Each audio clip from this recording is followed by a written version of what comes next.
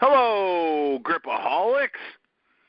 I got to ask you this question one more time because we're just about at the big day, St. Patrick's Day. Are you ready? Did you get something special for your drinking partner? If not, I got the best catalog for you to choose from. Go to dieselcrew.com/catalog.htm and get him or her something extra special this year for St. Patrick's Day. This is episode 128 of This Week in Grip, and today it's I, King of Pinch, Napalm Jedd Johnson, and Alan T. Heineck, Esquire. And we are not joined by Professor Crowbar James Rodriguez today. He is a very busy man, so he wasn't able to join us, but Alan and I will. It'll be like when we first started, Alan. We're going to turn the clock back a bit. It'll just be you and me, buddy. All right. So you couldn't make it last week. You were helping out your wife. Everything okay with her, my man? That was a couple weeks ago, actually. That was she had to have a hysterectomy. She actually has a disease, and she just had to get some of those things removed. It's supposed to kind of alleviate some of the symptoms. So okay, it's a bit of a lengthy recovery. It's, she'll be off work for about a month, and she's still kind of pretty miserable yet, but starting to come around. So okay. Last week I had to take Devin up to Minneapolis. That's so right. He could jump on an airplane. He was moving back, so that was a big chunk of my day. It's about 2.5 hours each way. So, but he's always been a good friend, so I don't have a problem doing something like that for him. So. Gotcha, man. Gotcha. Yep, sad good to see him go. We're thinking of your wife. Hey, listen, everybody, you got to subscribe to the channel and hit that bell so you can get notifications every time a new video comes out. Also, you'll help us out big time by hitting the thumbs up button today during the show, so go ahead and do that. And also, if you have any questions about the topics, then go ahead and leave a comment in the comments section below the video. We always love discussion, and I like to read all the comments. It's fun for me, so leave a comment, and who knows, maybe we'll even read your comment sometime during the show. Today, we're going to have a short show. Keep it short today. We know that everybody's got stuff going on. I'm sure you got places to go and people to meet and sports extravaganzas to attend in public and arenas to go to and ball fields and NBA basketball games and college sports are all going on. Oh, I guess all that got shut down, huh, Alan?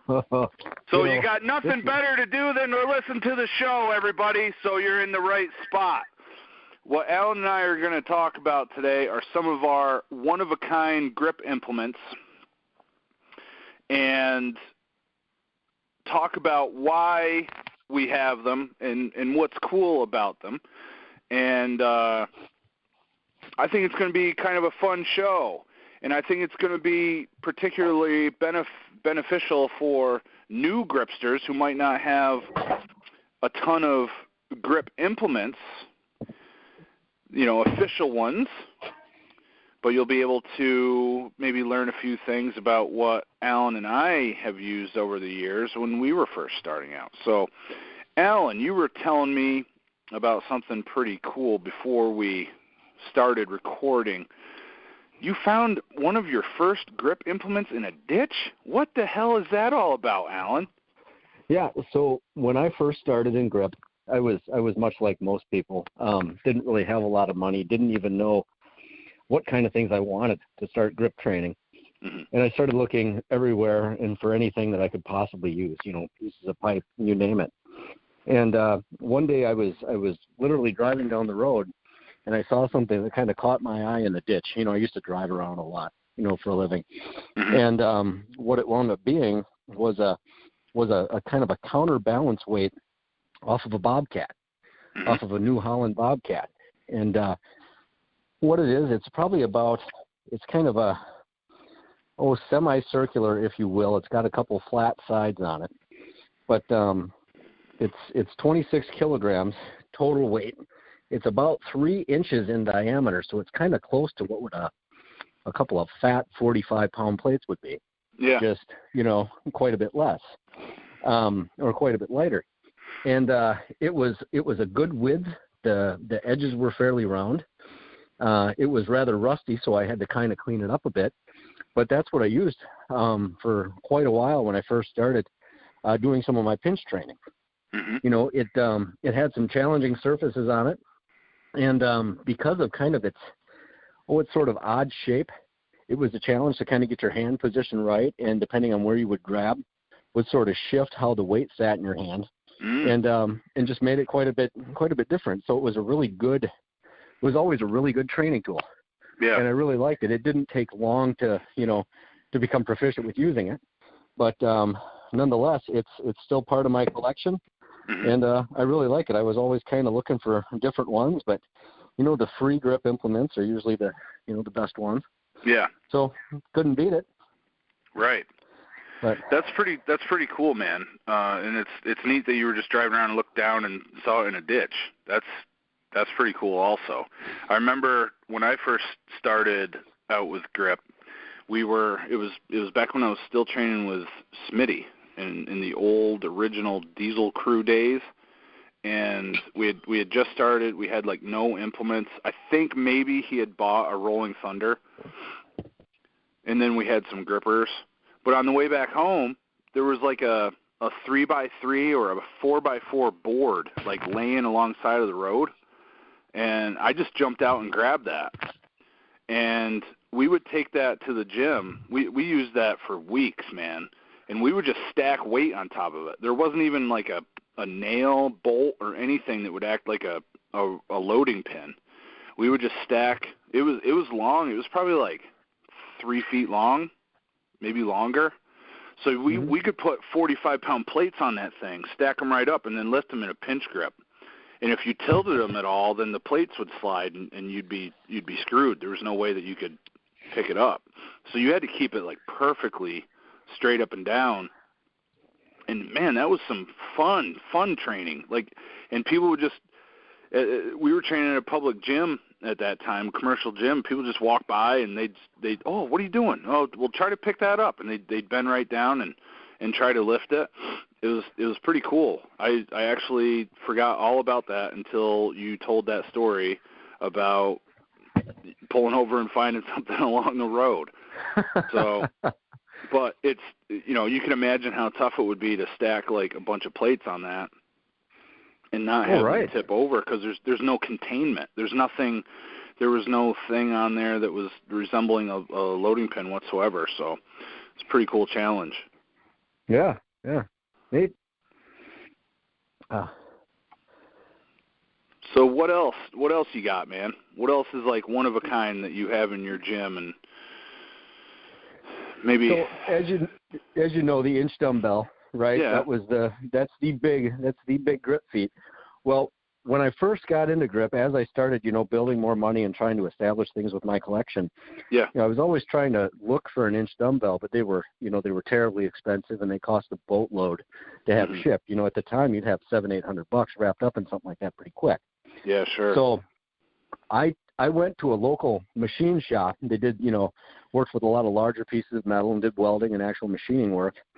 And I asked them to come up with, I gave them a handle dimension. And I told them to give me something that weighed in excess of 172 pounds to make me, my very own inch dumbbell. Yeah. And they did the calculations, figured out what it was that I needed. And they ultimately put one together. It came in a little heavy. It came in about 178 pounds. But I had what was effectively what I called the Robo Inch. And this actually came from, I sort of stole the name from your steel blobs that you had made once upon a time. The Robo Blobs. Yep. And I called that the Robo Inch. That's cool. Same concept as the inch dumbbell.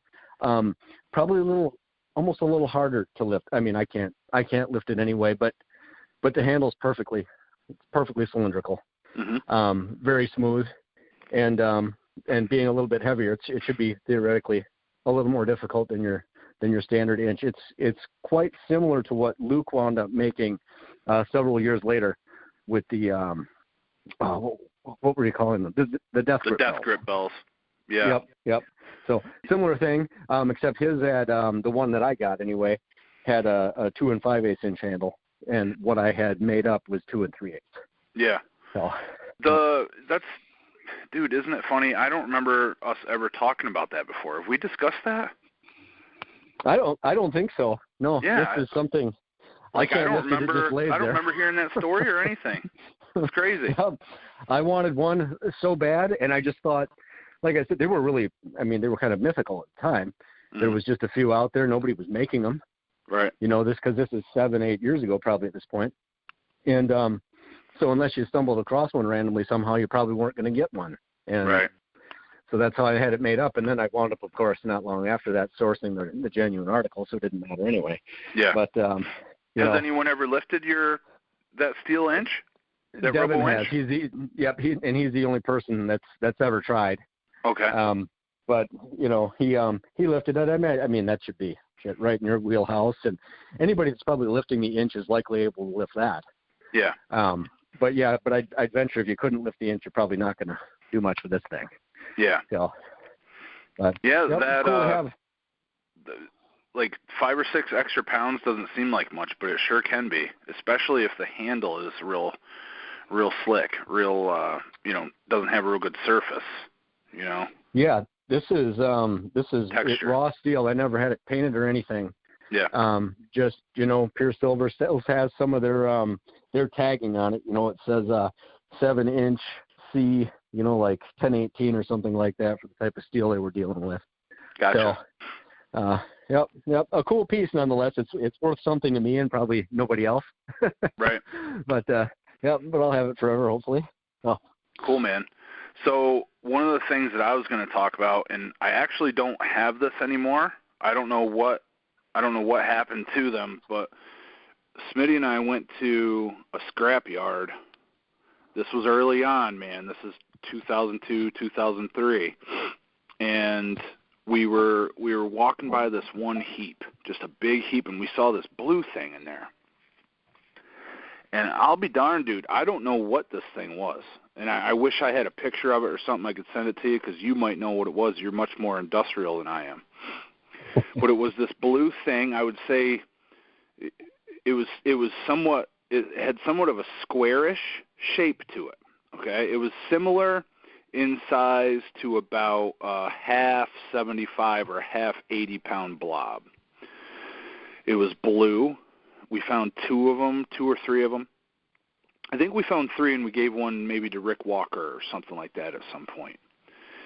But it also had, so the blob-like shape of it was hollow, okay?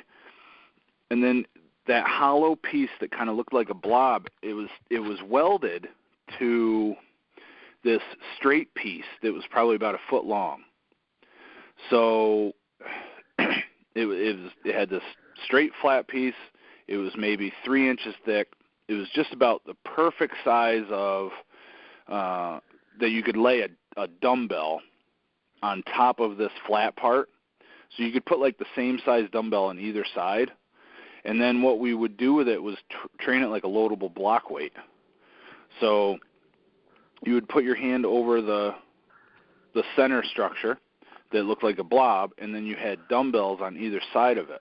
There was no notch or anything like that, so if you tilted it, they would roll a little bit. But it was pretty cool for like a way to progressively train your pinch grip, because you could add more weight to it.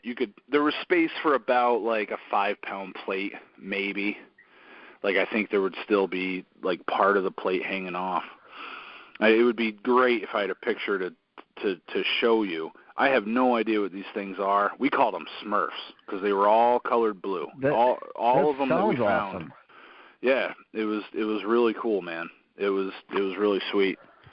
So, we ought to. That's cool. It would be cool to make those and sell them, because it would be like you could make them like the shape of a blob, or blockish in shape, and then add weight to them. So it was really cool stuff. Oh wow! I wish I could even place that. I don't know what that. Alan, I have have no to envision what that's like. I even I even showed them to my dad. My dad worked maintenance in a factory for a long time, dude. It was like 30 plus years, and he had no idea what it was. So, but it was made out of either steel or iron. I don't think it was cast. It could have been cast iron. I don't know. It's been a long time, but it was also painted that blue, and it was slick. So you couldn't, not super slick. You could chalk it, but it wasn't like a rusty, rough. Like it got cut out of something. But it was pretty cool. It was pretty neat. No idea where they ended up. We might have scrapped them. We might have ended up scrapping them at some point because we cleaned. I remember at one point in like 2005, we were like, man, we're not using this. And we put all this kind of stuff in a bucket and just put it out the side of the road. And the next day it was gone. Some tweakers came by and took it all. Huh? Oh, that's crazy. Yeah. Oh wow! Damn, that just sounds handy. Especially with like being close to like a 75 or an 80-pound blob. That's not a bad dimension.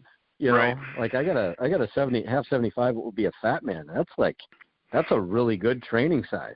Mhm. Oh. Yeah. Damn. Yep. It was pretty cool, man. Yeah. Pretty cool. Some other stuff.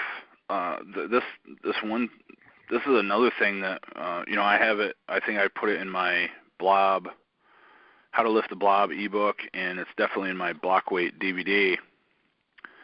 When I bought all of Rick Walker's gym from him back in, I believe, 2006, I got all of his block weights along with the deal, and he had some, I guess what they're called is drops or drop-offs, basically ends of a giant steel bar that are cut off, and they're just like a leftover piece. Somehow he got a couple of those, and 2 or 3 of them. One of them had the word chunk written on it, I think, and they were, it was iron or steel, whatever, maybe cold-rolled steel. One of them was like a disc. It looked like it literally got chopped off the end of a giant bar. Probably the radius on this thing or the diameter on it was probably 8-9 inches. Both of those things weighed in the neighborhood of 60 pounds. The other one was kind of like rectangleish, but then it had a giant chunk cut out of the top that looked like almost like a semicircle was cut out of it. So they're pretty crazy. I think I've got some videos up where I've lifted them, but it's going back years and years and years, nothing recent by any means. I think I've seen that because you once posted years ago, I think like it was Jedd's block weight collection. Yeah. And you went through and showed, and this was many years ago, as a matter of fact, and you showed all that stuff, and some of those things, especially from Rick Walker, if I remember right. Yep. Didn't some of them even have fairly crisp edges on them? Like the kind of thing you wouldn't dare touch? Yeah, you had to be real careful if you were going to lift those. That or like put one of those thumb guards on or a towel over the edge because they were pretty sharp. You could easily cut yourself, no doubt about it. See, those are the things I've always been on the lookout for some of those because I wanted to find. I thought it'd be awesome to get them of like multiple different thicknesses, but that you could almost sandwich them together, like if you're doing like a 5 dimes pinch. Yeah. Because they're a little heavier than that, and they're rather large too. They're not like a standard. I mean, they almost look like a Lyco discs for all practical purposes for some of the dimensions of those things. They're pretty huge. Yeah. And you can find them on eBay, but the problem is they always want a fortune for them, and they're out there for free. Right. It's just a matter of stumbling across them. Yes. Yeah. I have always been looking out for those. I wanted something like stainless, something so buttery smooth that it's like even very, very light. It's still almost like impossible to pick up just because of how glassy it is. Yeah. Yep. So. Did you ever go through scrap yards at all in your area, Alan? I have here and there. It seems like a lot of places, though, they have these. Oh, they're almost like hoarders, though. They hang on to it because of the what if moment. So they want to sell these things for quite a bit more than they're really worth, in my opinion. Because they have it's like they might use it one day and it saves them having to knock a hunk off of some larger piece of stock and this way they can, I don't know. But Yeah. I've done that. I've had some things, you know, when I was training with the flask for quite a while for some different things, just because I wanted to try something different, something with a slightly more rounded edge. So I actually went to a local welding place, and I had them give me a big chunk of it was 2 by 6 inch radius edge rectangular tubing, and I had it made. It's about a foot in length, and that's what I was using as my flask training, if you will.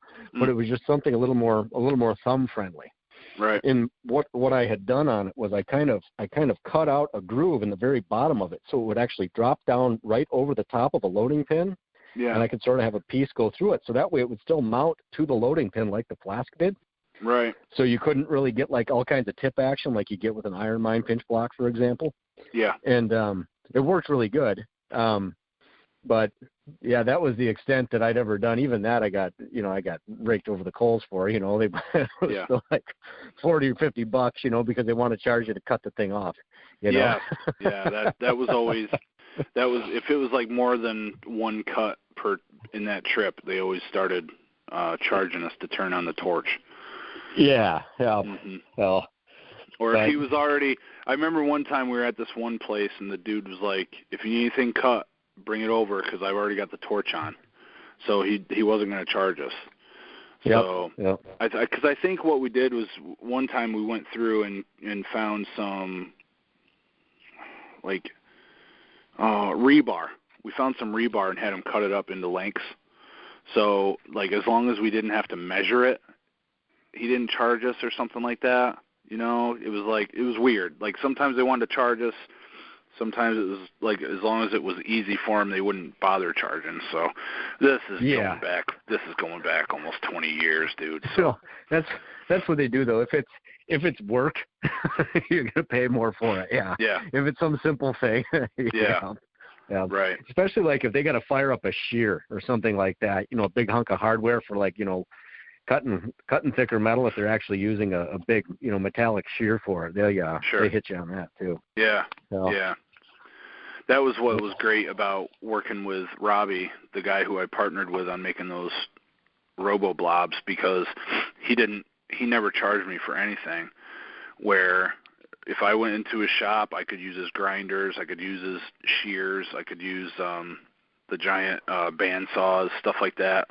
And as long as I was doing it and it didn't take up a bunch of time, or they weren't, you know, having to stop a job, he would just let me like have free reign of that place, which was pretty cool. Yeah, that would be cool. Well, that's a great resource. Yeah, I've had to have like an auto mechanic in my town do some stuff for me. Yeah. They charge like $1 for like simple welds and stuff like that. You go to an actual weld shop, they charge you per like an hourly rate. Oh. You know. Yeah. And So it's just about getting the right hook up. Those are great people to know, and that's why a lot of times I've told people you gotta become good at building relationships when you're new. Absolutely. You know, get to know people, and you know, kiss their ass a little bit. You know, butter them up, tell them they look good, tell them their hands are strong. Holy cow, what kind of handshake was that, dude? You know, stuff like that. That stuff goes a long way, though. You know, Alan. Like they don't know who you are. You gotta become someone they know and they trust and stuff like that, and then they'll want to help you out. Because after a while, they realize you're passionate about this stuff, and they see it as doing you a favor and helping you be successful. I've done the same thing with my. You know, I got to haul my stuff to the dump around here, and that guy. Here's the deal. I jumped right in their big paper recycling dumpster. Because he lets me fish out phone books and stuff like that. Yep. And old catalogs and things. Mm-hmm. And I mean, I understand most people probably don't want to do that, but the guy's willing to allow me. Yeah. And I mean, there's bound to be some liability that can go with that. Right. So, and he's been great about like, I mean, I've scored barbells before. You name it. It's just it's always been it's a huge thing. Yeah. Just being nice to those people. That's really all it takes. Yeah. Treat them like humans. Yeah. Like. Like another example would be the people at the post office, like, you know, because I have to go and weigh stuff all the time on their scale, and you know I've weighed the same thing like 10 times because I'll lose the sheet that I that I wrote it all on. Well, my notebook's at home. Crap, So I'll wait again. They don't say anything, man. As long as you go in there and just make sure that it's okay and they're not like stressed out and it's not a busy time, stuff like that. Be respectful of them and that kind of stuff. And I stay there for 10 minutes talking to all those folks, and they know me by my first name, and the one guy Todd picks on me, and it's all fun stuff. We scope each other. It's great. So, well, so Alan, do you maybe one more one-of-a-kind piece of equipment that you have at your gym? Just taking a quick peek around here. I don't know how one-of-a-kind they are, but you remember when Andrew Pankey at FBBC, he was making those inch trainer handles for a little while there. They were, they had the inch 8 thread on them, and that way it was for people that maybe couldn't afford an inch dumbbell but wanted to be training towards it. I think he sold them for maybe $60-$70. Great little piece. Well, I wanted one just a little bit wider, so that way my hand wouldn't, or longer rather, so my hand wouldn't push on the plates when it was built together and kind of give me a false sense of security. Right. And so I had the local machine shop whip me up like a half a dozen of them because the more I had made, the cheaper I got them. Right. And I had them done at about the 5.5 inch range. And then it was, the other reason for getting so many of them is because I kind of wanted a multitude. That way I could have like a 100-pound bell, 110, 120, kind of have like a set of, pre-ready to go inch dumbbells, if you will, for a good progression. Yep. And, I haven't seen anybody else do that. It was nothing I was ever interested in. Andrew Pankey's got the product. I wasn't going to undercut him and offer it up as something different. They were literally just for me. But, just a neat thing I had. And like I said, I haven't seen it, and I never commissioned any more made, but, had a fair bit of money in getting them whipped up, but, they've been real handy. I sure love having them. Yeah, it's pretty cool. Luke made a few of those also and brought them down to the gym because over the years I've scored, I don't know how many dozens of standard plates. And, I'm talking the ones with like the inch hole, the hole in the center of the plate is only an inch. So they're not going to go on most loading pins. They're not going to go on most bars. They end up just sitting there in my garage. So he ended up making a couple of those. Before that, so Luke made them where you could tighten them with the nut thing at the end, so it becomes really, really tight. Before that, I had someone else, before Luke got going with his welding, I had someone else make some that were plate loaded that just used a collar. And even if they're not super tight on there, they still do the trick for building your hand strength. Like you might need to lift more on those implements than 172 pounds in order to equate to the inch. But man, they're really nice. So, and it matches that pull height for the inch dumbbell. That all has its place. Even that little bit of difference.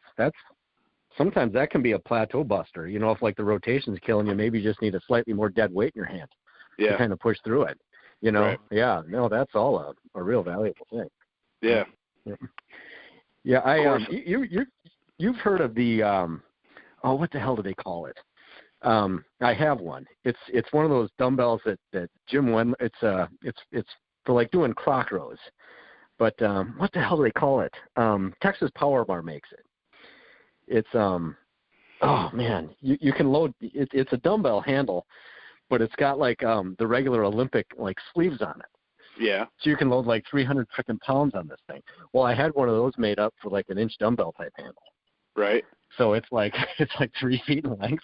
Huh. So you could do like croc rows with like 500 pounds for like an inch dumbbell. Nice. It was just something stupid that I had whipped up. I mean, I could never do anything with it, but nonetheless, it's a neat concept. You don't see it every day. It's more like something to talk about. Yeah. That's pretty cool. What the hell do they call that? I can't remember what they call that. I'm not sure. It's on their website. It's I just always call them plate loadable dumbbells. It's right on the tip of my tongue. I just can't even. What's the cartoon dumbbell handle or something like that? Something ridiculous like that. Flintstone? Yeah, I can't even. Oh, frick, I can't even remember it. Now I almost think it's on the though. tip of my tongue as well. Yeah, if you go on Spud Inc.'s site, they sell them. Right. I thought it was like the cartoon. Yeah, it beats the hell out of me. Anyway, it's cool to have, even the regular one. You know, I'll go ahead and share one more. And I wish I had a visual for you, Alan, because I don't know what this thing is called. But I used to have those plates that were plastic, and you fill them up with sand. I had them when I was a kid, right? So okay. I started training grip, and I went over to my mom and dad's house, grabbed all those out of the basement, and I was like, I'll be able to figure something out, you know. So I took like a rope. It was like a nylon rope, and I ran it through all the plates. It's maybe like 60 pounds, I don't know, maybe less. Tied a knot in the rope, so it's all these things are looped together now, right? All these plates. At the house, I found these wood things, right? It almost looked like a 2x4 with a groove cut out of it. The full length of the board had a groove cut out of it, so it was kind of like a C shape, right? Okay. So I had two of them. So I sandwiched them together, and the rope went in between that groove, and then I would pinch them. I would pinch. It was only like 3 inches long, so I couldn't get my whole hand on there.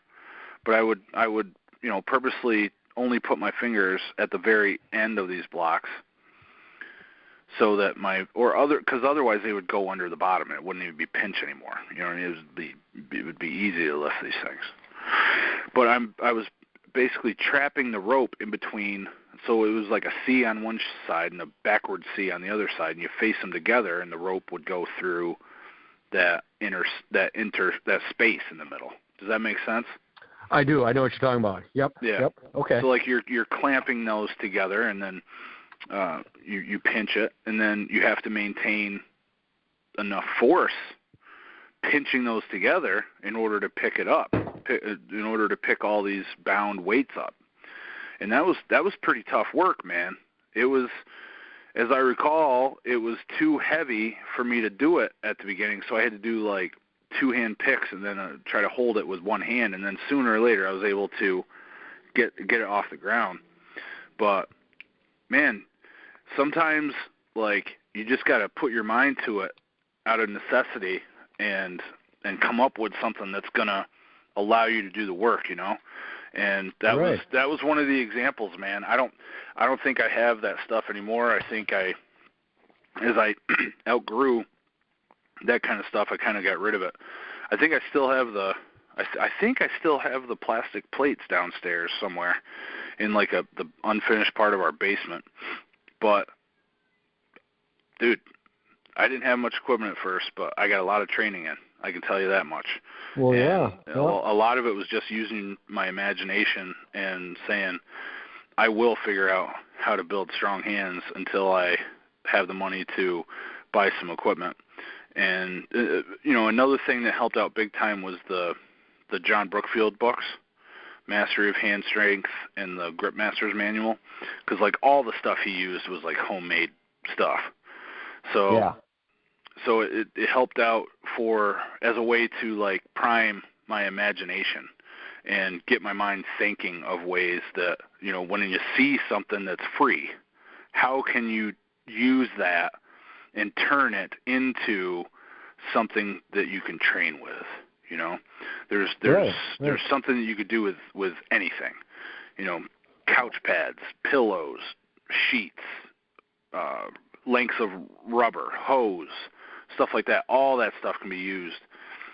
Everything can be used to your advantage in some way. So that's like one thing. I guess if anybody's going to take anything out of this show of This Week in Grip, it's use your imagination. Try to think outside that box, and you can do a lot of great things, even if you don't have any of the quote standard equipment that's used in competitions and challenges and stuff. Sure. Yep. Good point. Cool, man. Anything else that is burning a hole in your pocket to talk about? Just one neat thing. So you know how Gil Goodman over at Barrel Strength was always selling those dexterity balls, right, for rolling around in your hands for like hand health and et cetera. He had of assorted sizes.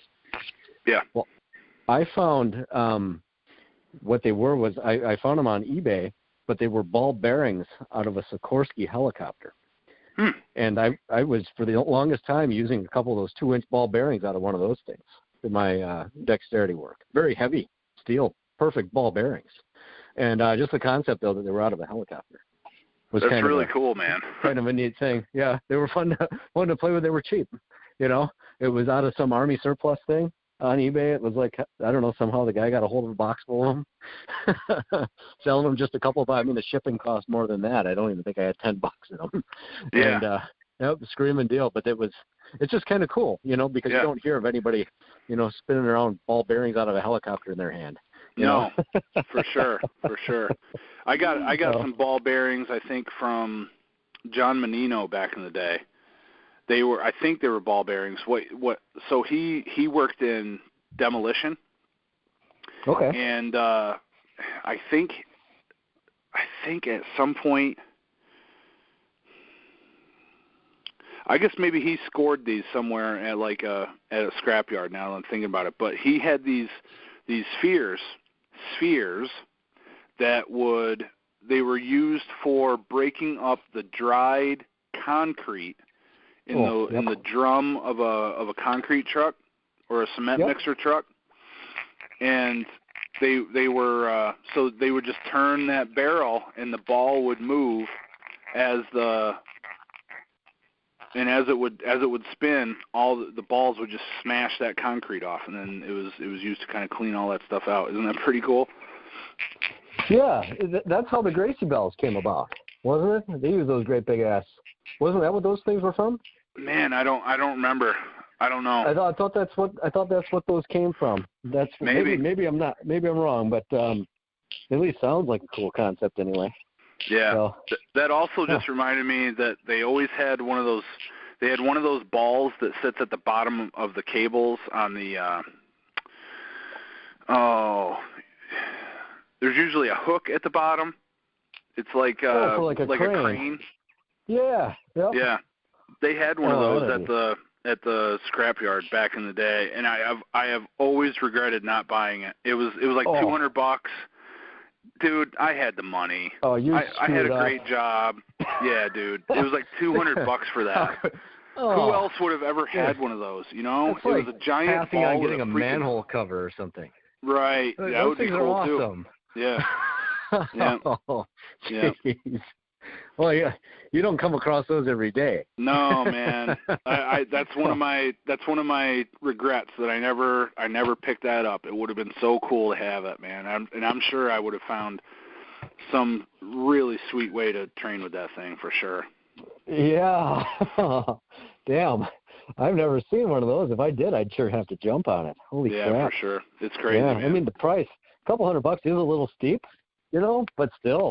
It's steep, and I didn't buy a lot of stuff that was that expensive back then. I was in my early 20s. I'd only been working for like a year, and I was always like really conservative with my money, so I just didn't buy stuff, And looking back, I really wish I did, because it just would have been real cool to own it.